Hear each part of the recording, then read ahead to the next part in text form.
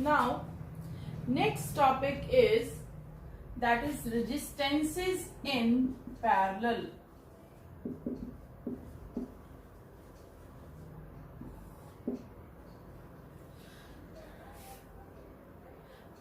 Here I am taking three resistances.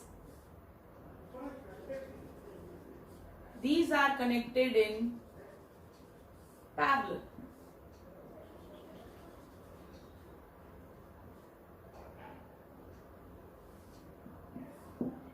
R1, R2, R3 across a battery of potential V. Now question is, why are they connected in parallel and how are they connected in parallel? When they have common connection, then resistance will be connected in parallel. Common means all the resistances having their one end connected at the common point, this is the same point, and another end is connected at the same point, means they have common connection. Then resistances are connected in parallel.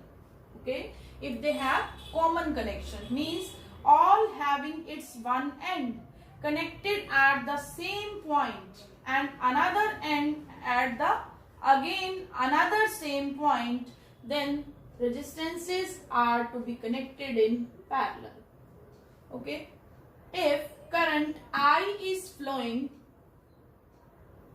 by the battery in the circuit, now you can see here current is now having three paths, so current will divide. Suppose across this path current is I1, across this current is I2, and across this is current I3. Now here these three currents are going across a single path, so now they will combine. They are combining to give total current I. So in parallel, current divides and potential remains same. Potential remains same means across R1, R2 and R3, each is having the potential V, that is the same potential. Okay, so current divides here and potential remains same. So I is equal to I1 plus I2 plus I3. Clear? And as per Ohm's law, what is I1? I1 is V by R1 and I2 is V by R2 and I3 is V by R3. Okay, now put, and I is equal to V by Rp. What is Rp? Resistance in parallel. So put all these in one. Clear? Then this first equation becomes V by Rp is equal to V by R1 plus V by R2 plus V by R3. Now take V common here. 1 by R1 plus 1 by R2 plus 1 by R3. Okay. Now V is cancelled by V. Then what is left here? 1 by Rp is equal to 1 by R1 plus 1 by R2 plus 1 by R3. So this is the formula for the resistances connected in parallel. That is 1 by Rp is equal to 1 by R1 plus 1 by R2 plus 1 by R3. And if you need minimum resistance, for getting the minimum resistance, these should be connected in parallel combination.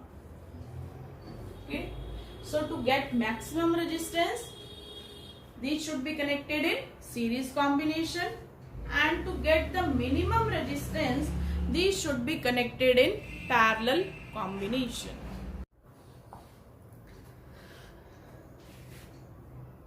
In this circuit diagram, resistance values are given to us: R1, R2, R3, R4, R5. Question is, calculate total resistance. Here you can see this R1 and R2 both are connected in parallel because they have common connections. Same for R3, R4 and R5. These are also in parallel combination. Now here I am finding the R1 and R2 are in parallel. So formula is 1 by 10 plus 1 by 40. That is 40. 5 by 40 means 1 by 8.